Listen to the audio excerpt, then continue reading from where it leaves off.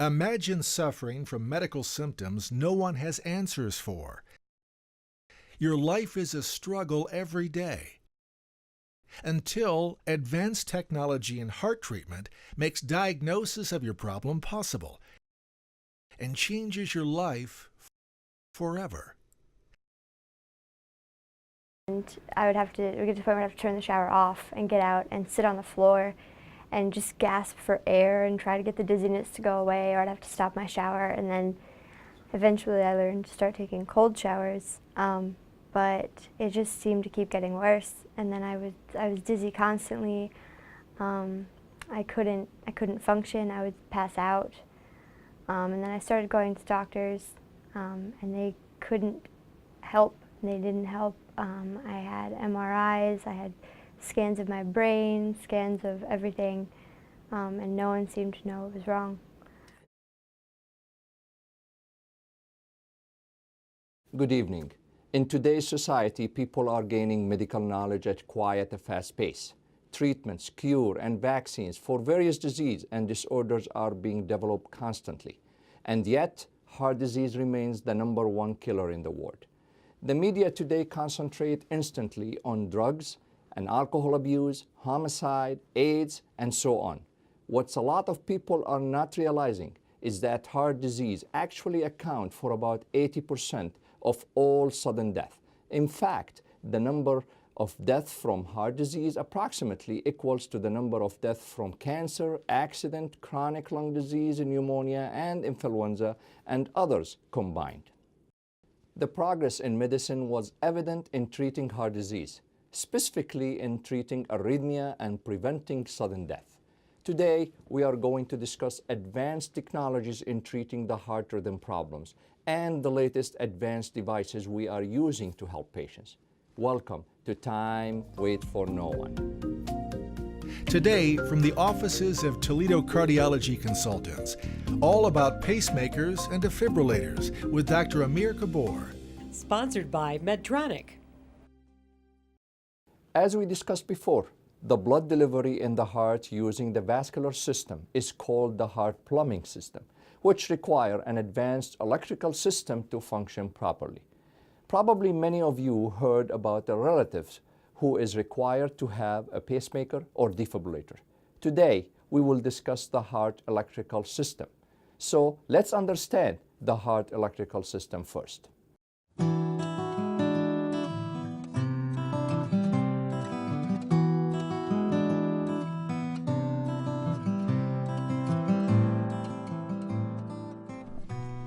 The heart is a complicated machine, working from conception to death without our conscious help. Over time, stress, environmental factors, and lifestyle can damage the heart. Your heart has two main systems. First, your heart is a pump.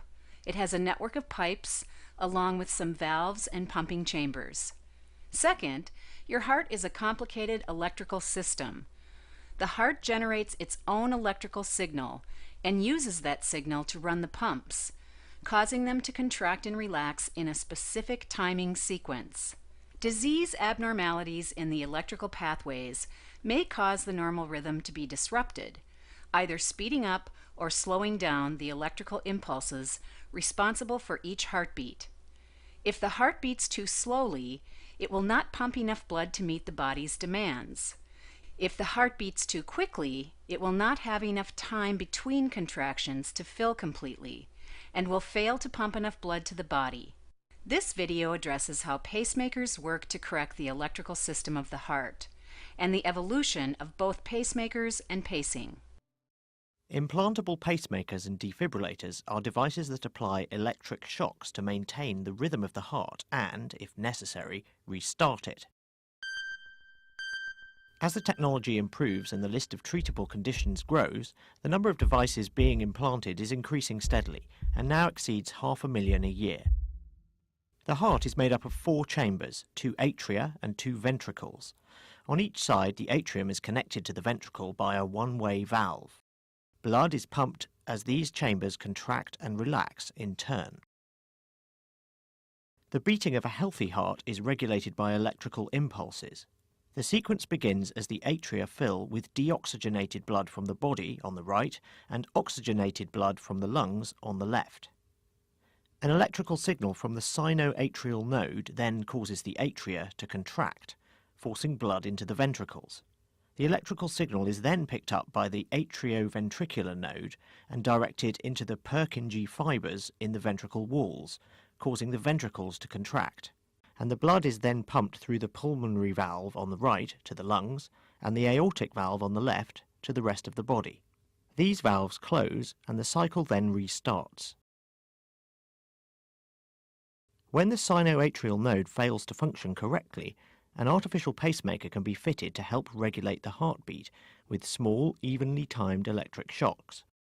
This involves implanting electrodes into one or more of the heart's chambers by inserting leads into a vein near the collarbone and implanting a device called the generator just under the skin.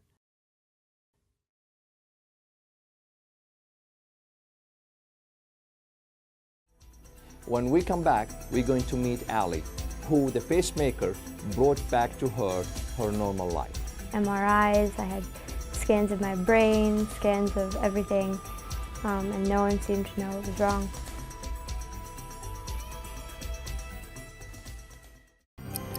Is your heart clock ticking? We love French fries. G3 looks the same, but each makes a difference for your health. This large fry at a typical fast food restaurant has 500 calories and 25 grams of fat. This small fry has 230 calories and 12 grams of fat. This fry comes from the grocery stores, 160 calories and 6 grams of fat. So, which do you choose? Because remember, time waits for no one. I started to think, what shall I do next? What do I want to do for myself? Going through this cancer process. Just one day I just said, I'm gonna fight this to the end. I got too much to live for and I'm gonna keep pressing on. And I was very happy, to hear that there was help. And I know Susie G. Komen Foundation is very helpful and support you. And I was happy what they do for women.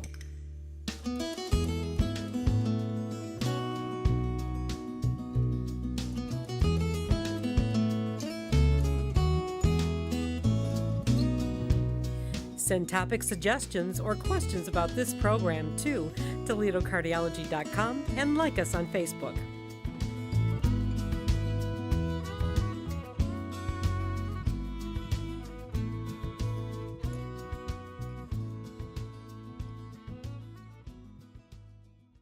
And found you guys, and he actually believed that there was something wrong with me, which was wonderful. And he started doing more tests and trying new medications, which were not ultimately successful and didn't help, and I was still passing out and I was still getting dizzy. For just cardiac medications, I was probably on around maybe about 10. Medications total, rheumatology included, I was probably on about 19 medications at one point. I was still passing out, I was still dizzy, I was still trying to go to college successfully and keep my high GPA that I had worked so hard for and have the career that I wanted, and I was still passing out and dizzy, and I was getting no better. Multiple times per day, every time I showered. If I tried to take a warm shower, even for a short while, or just randomly, I would just be standing and it would just happen. I would just start to feel really, really queasy, and then sometimes I could sit down and get it to go away. Sometimes if I was out somewhere and I couldn't sit down, that was a problem. I would just be standing and I would get really queasy, and then it would just be a cold sweat, and then that I knew, and then it was too late to sit down, and I would just be unconscious on the floor. And then by the time I was on the floor, horizontal, I would wake up and I'd be fine.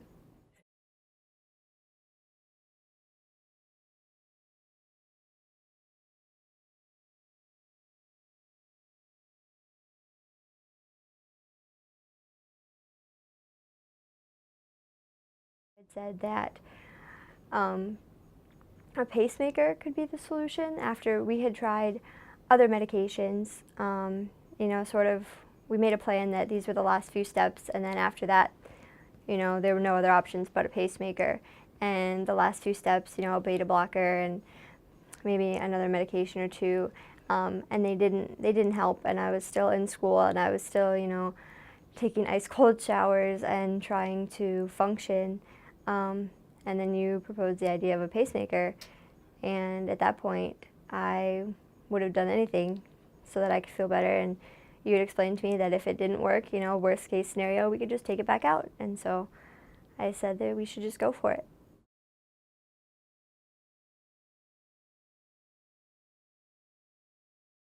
Completely different. I have more energy. I'm not sleeping constantly, because before I was just sleeping and going to school. I would go to class, come back, and go to sleep. Now I can actually function. I can go back to activities. I have a lot more energy. I'm not passing out anymore. I can take warm showers again.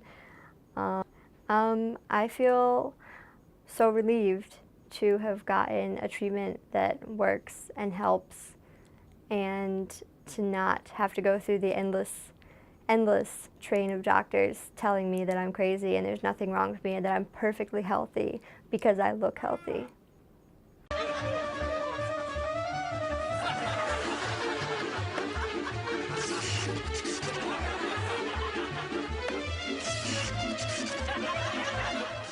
Why become a foster parent?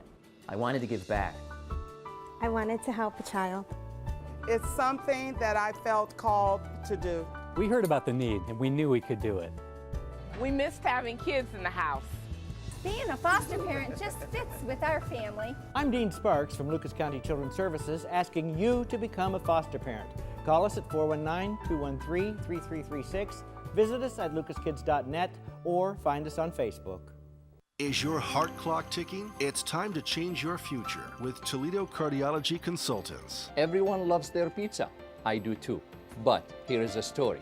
This one slice is 330 to 500 calories, 18 grams of fat, and 64% of your daily sodium intake. Next time, order thin crust, lots of veggie, and light on the cheese. This can make all the difference. Your heart will thank you. Go to WTOL.com, Health Track. Because time waits for no one. I was diagnosed with stage 3 breast cancer.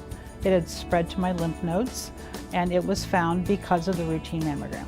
I want women to know that they need to take care of themselves. They need to be very proactive and get that mammogram, because that's how I found out that I had cancer. And because of that grant, I am now able to have my yearly mammograms and to make sure that I continue to have good health, and I am so thankful for that.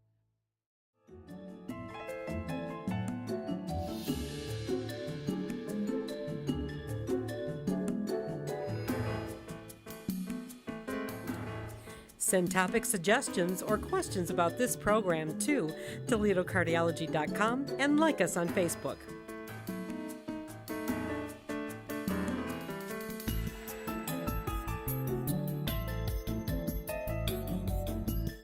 What's a pacemaker? It's a device used to regulate heartbeats when it's too slow or the heart rhythm compromised because of damaged electrical system. The most common symptoms with slow heartbeats are dizziness or lightheadedness, shortness of breath during normal activities. The pacemaker will help to regulate your heart rhythm and get you back in the swing of your normal life. The causes of slow heartbeats are many of them, including genetic heart disease, certain illness or heart medications, the natural aging process, scar tissue from a heart attack, and what we call sick sinus syndrome or dysfunctional electrical system of the heart, which requiring pacemaker. The heart's natural pacemaker is not functioning correctly, like heart block, or the electrical impulse that travel from the upper to the lower chamber of the heart is irregular or blocked. Probably you know that when you have a pacemaker, you cannot have an MRI. But don't worry. The technology now available allowing a special kind of compatible pacemaker with MRI made by Medtronic. Recently approved by the FDA, the Revo MRI SureScan pacing system by Medtronic is a major milestone in caring for patients like Jeffrey Demtrick, who has both a heart condition that requires a pacemaker and another condition as well. Dimitri was recently diagnosed with throat cancer. Throat cancer is one of the many conditions MRIs are used for to diagnose and help with treatment. Because of his throat cancer, Dimitri uses an electronic voice box and writes notes to communicate. Now with the new pacemaker, Dimitri can take care of his current conditions and future health needs.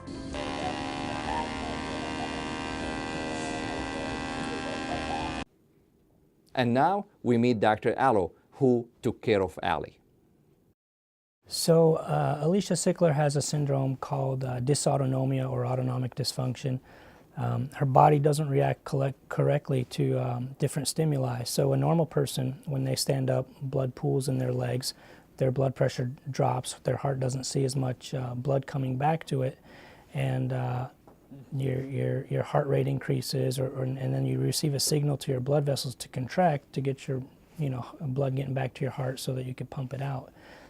In her case, and people with dysautonomia or autonomic dysfunction, when she stands up, blood pools in her legs, there's no signal to contract your blood vessels, there's no signal to increase your heart rate, so blood doesn't get back to her heart.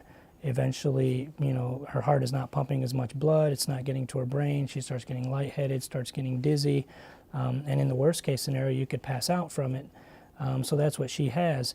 Now normally in normal patients, not normal patients, but a lot of patients, you could treat it with medications. You can try to modify the autonomia or dysautonomia by putting them on salt tablets. Sometimes certain antidepressants work. Sometimes beta blockers work, or steroids to help you retain water, help you retain salt, to help get your blood pressure up, artificially. Sometimes those things work, and we don't like to put pacemakers in young people or put them in people at all if we don't have to. But ultimately, they had tried all of that, and we tried almost every medication. She was on 19 pills a day at one point. We tried everything we could to avoid doing that, and then finally we put in a very special type of pacemaker in her that could detect changes in her blood pressure before she actually passes out and kicks on at a high rate to give her that extra cardiac output to keep her brain perfused and keep her from passing out. And she's done remarkably well, way better than I even anticipated. I knew we could help her a lot. I didn't think it would be an overnight turnaround. I thought that it would take a few days or maybe a week to get adjusted and slowly wean her off the medications. You don't want to suddenly stop the medications, but within a week she was off almost all her medications. She was back to walking and talking. She went back to school, started attending classes again, even got back to her job that she was doing. She couldn't do this at all. After having this pacer put in, she could take a hot shower again. She hasn't been able to take a standing shower that was hot at all since the age of 16. She was always taking cold ones or trying to be seated all the time or being very cautious and very careful because, you could pass out, you could fall, you could hurt yourself. After putting in the pacemaker just a few days later, she was able to take a hot shower, standing again. She's back to her normal routine, taking hot showers, standing, walking to class without getting lightheaded or passing out. She's back to functioning like a normal kid again. And she's very happy and very satisfied with it, and I think we did a remarkable job with her. I don't know, when I first met her, I couldn't believe, how do you live like this? How do you live passing out 4 or 5 times a day or just laying in bed all day? How do you even go to class? What do you plan on doing with your life? How is this even a life? And she said she had just slowly gotten adjusted to it, but that she didn't, she didn't know what she was going to do, and she kept looking and looking, and luckily we were able to finally get an answer for her that worked. Listen to your body, find a doctor, don't give up, don't stop seeing doctors until you get an answer that you're happy with, until you find a doctor that can. Is your heart clock ticking? It's time to change your future with Toledo Cardiology Consultants. Getting men to change their lifestyle is leaving their wives and children very frustrated. Men seem to think that medication is the fix. It's like putting medications in the big cheeseburger and expecting to be healthy. Come on, guys, you can do it, one step at the time. To learn more, go to WTOL.com, Health Track. Because time waits for no one. I started to think, what shall I do next? What do I want to do for myself? Going through this cancer process. Just one day I just said, I'm gonna fight this to the end. I got too much to live for, and I'm gonna keep pressing on. And I was very happy, to hear that there was help. And I know Susie G. Komen Foundation is very helpful and support you. And I was happy what they do for women.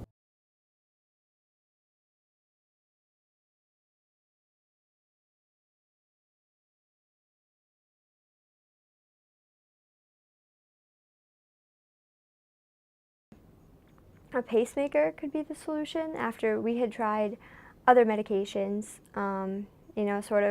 We made a plan that these were the last few steps, and then after that, there were no other options but a pacemaker. And the last few steps, a beta blocker and maybe another medication or two, and they didn't help. And I was still in school, and I was still, taking ice cold showers and trying to function. And then you proposed the idea of a pacemaker, and at that point, I would have done anything so that I could feel better. And you had explained to me that if it didn't work, worst case scenario, we could just take it back out. And so I said that we should just go for it. And so you got it eventually. And then how do you feel now? What happened then? Completely different. I have more energy. I'm not sleeping constantly, because before I was just sleeping and going to school. I would go to class, come back, and go to sleep. Now I can actually function. I can go back to activities. I have a lot more energy. I'm not passing out anymore. I can take warm showers again. Have you passed out ever since getting it? No. Not even once? Nope, not once. And you're taking hot showers and everything now? Warm, yes. Definitely hot showers. Steamy, nice, wonderful showers. So how do you feel about all this? I feel so relieved to have gotten a treatment that works and helps, and to not have to go through the endless train of doctors telling me that I'm crazy and there's nothing wrong with me and that I'm perfectly healthy because I look healthy.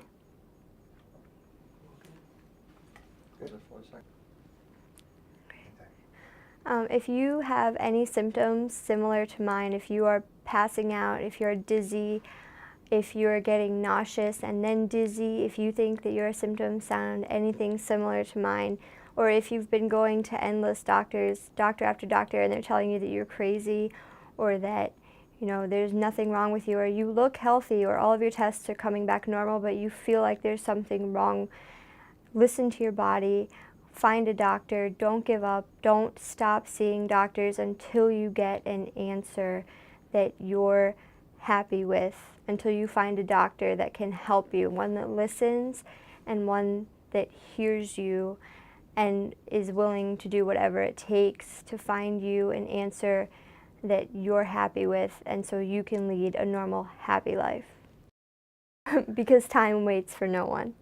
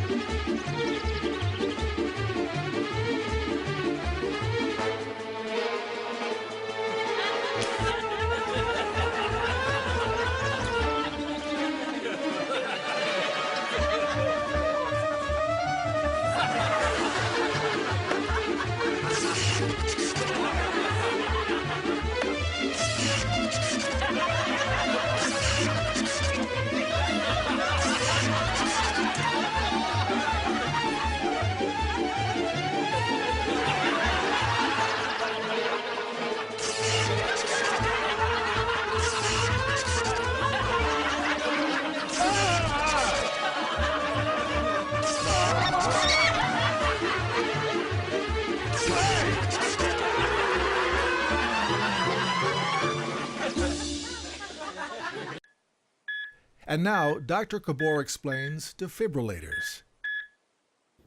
It's the time of progress, the time of supercomputers, space shuttles, and many other wonders of technology. We have walked on the moon. We do our shopping at home via internet navigation. We cannot only talk with, but we can see the person we are talking to thousands of miles away. It's mankind's greatest hour. And developing defibrillators to prevent sudden death was the most important discovery in the fight against heart disease and sudden death. what is a defibrillator? It is called implantable cardiac defibrillators, or ICDs. They are surgically implanted devices that always contain a pacemaker, but also contain a computer that automatically detects rapid heart rate and can either pace or shock the heart back to normal rhythm.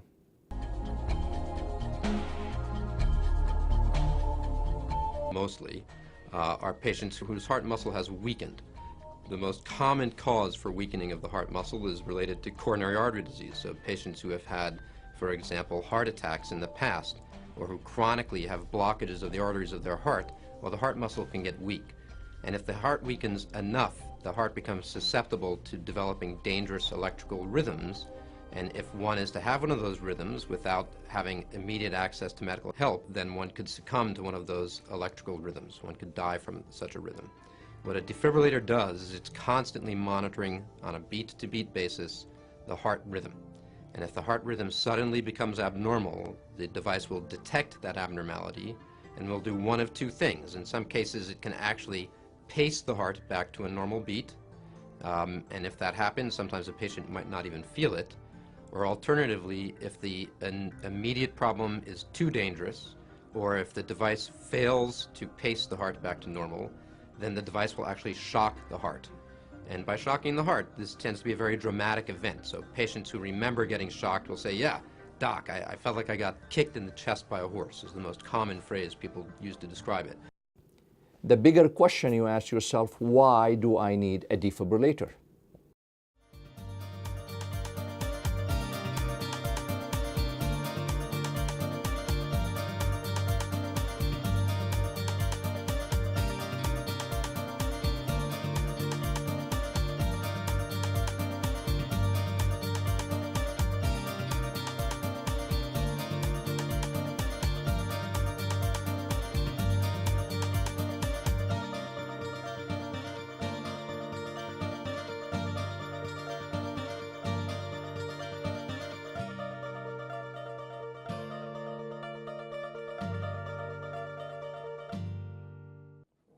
I hope in our Tonight Show we reduced your fear. We educated you about the defibrillators and pacemaker. The most important message today, ask your doctor about your heart condition. Ask your doctor about how weak is your heart muscle. And if your number of what we call ejection fraction, or EF, less than 35%, you could be a candidate for that defibrillator, which could save your life. Because remember, time waits for no one.